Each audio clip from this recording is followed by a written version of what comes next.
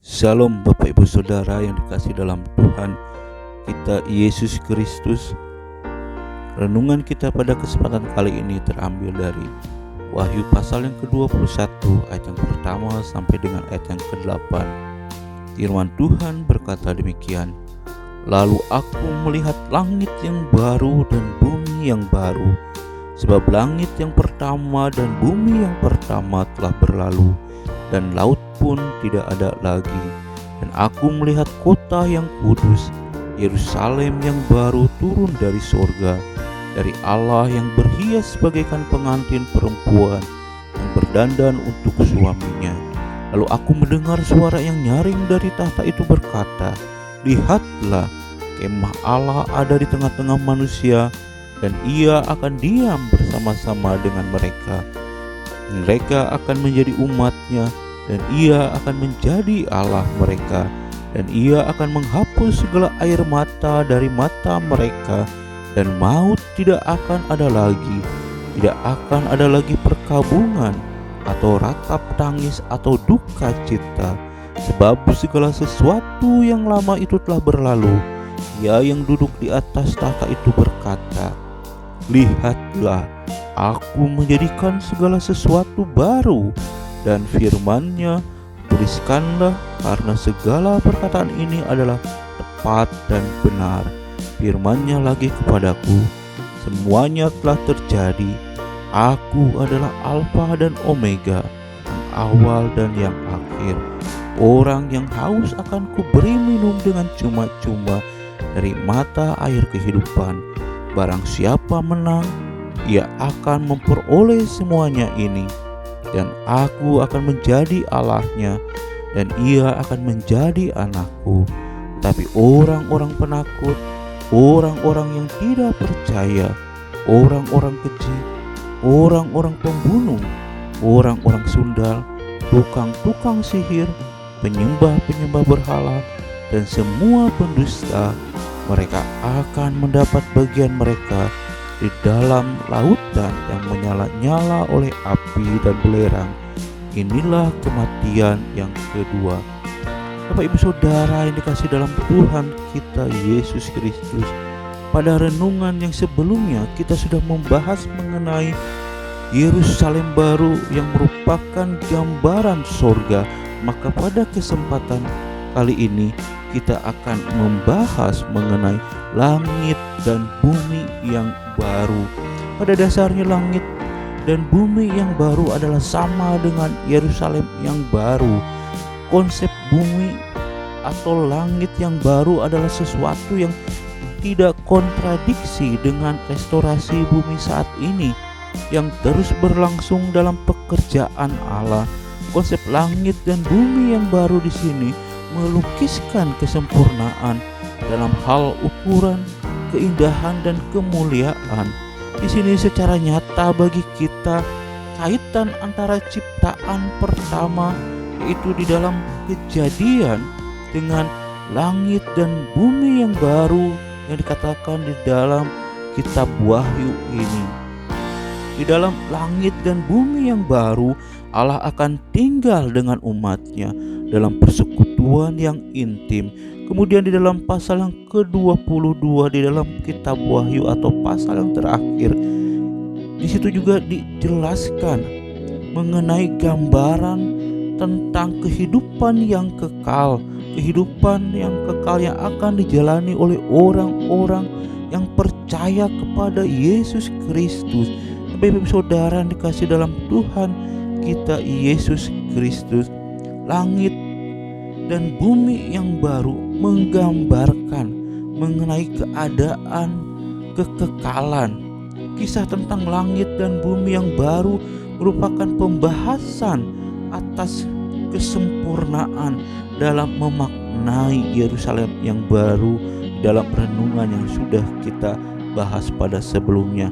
Dengan adanya pemaknaan lewat simbol-simbol yang digunakan dalam kitab Wahyu, tentunya hal itu tidak dapat langsung kita artikan secara hurufiah, akan tetapi hal tersebut sangat erat kaitannya dengan realitas konteks pada waktu itu. Adanya konteks yang paling mendasar karena berkaitan juga dengan situasi krisis yang sedang berlangsung pada waktu itu, yang sedang dialami oleh orang-orang Kristen pada waktu itu, di mana pada waktu itu orang-orang Kristen mereka sedang mengalami penganiayaan dari pemerintah Romawi karena iman percaya mereka kepada Kristus. Hal ini juga ditandai dengan masalah lainnya, yaitu masalah sosiopolitis. Ketika kerajaan Romawi memaksa orang-orang Kristen untuk tunduk, untuk melakukan penyembahan atau pemujaan kepada kaisar, yang ketika itu orang-orang Kristen tidak mau melakukannya.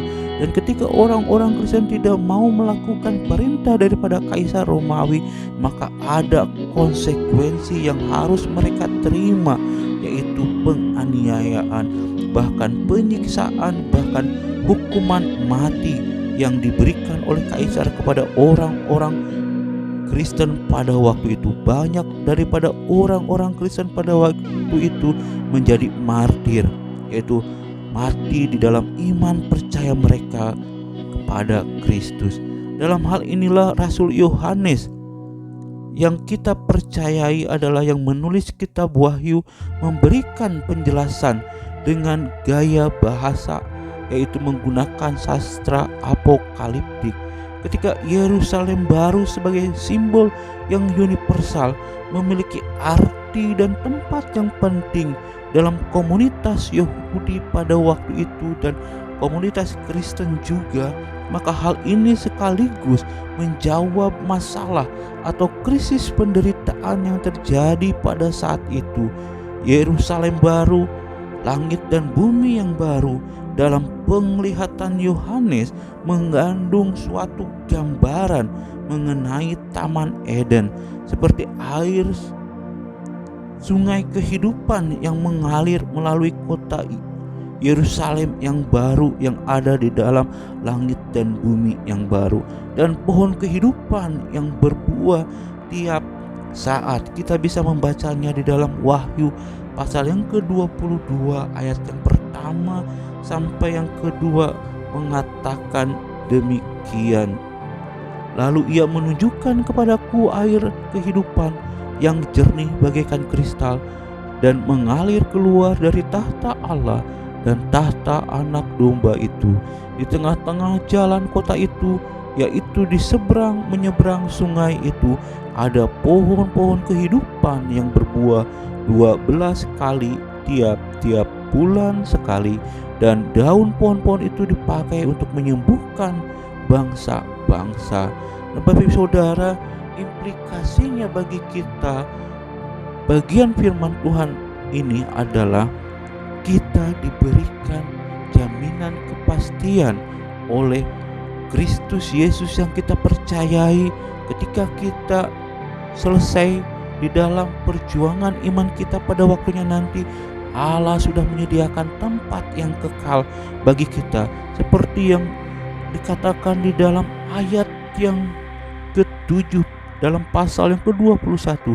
Barang siapa menang, ia akan memperoleh semuanya ini, dan aku akan menjadi Allahnya, dan ia akan menjadi anakku. Di dalam bagian firman Tuhan ini kita diingatkan dengan jelas bahwa apapun yang kita alami di dalam kepercayaan kita, di dalam iman kita kepada Yesus Kristus, kita harus yakin dan percaya bahwa semuanya itu tidak akan sia-sia. Ingat Bapak Saudara, Allah sudah menyediakan kesempurnaan kepada kita, yaitu hidup yang kekal bersama-sama dengan Dia di dalam surga. Amin. Untuk kebenaran firman Tuhan ini, saya akan berdoa untuk kita semua. Terima kasih Tuhan untuk kasih kemurahan yang Tuhan berikan kepada kami. Terima kasih Tuhan untuk kesempatan anugerah yang Tuhan berikan kepada kami, sehingga Engkau memilih kami menjadi umat-Mu.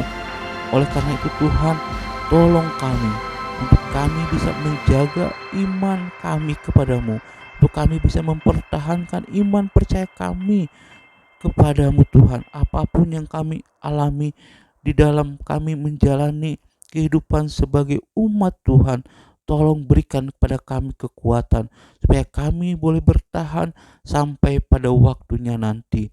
Terima kasih Tuhan, kami mau menyerahkan setiap hidup kami ke dalam tangan-Mu, setiap pergumulan kami ke dalam tangan-Mu, setiap permasalahan yang kami alami ke dalam tangan pengasihan-Mu. Biar Tuhan yang selalu hadir bersama-sama dengan kami, dan Tuhan yang memberikan jalan keluar atas segala pergumulan yang sedang kami alami. Terima kasih Tuhan, kami sudah berdoa dan mengucap syukur di dalam nama Yesus yang menjadi Tuhan dan Juru Selamat kami yang hidup. Kami sudah berdoa. Amin.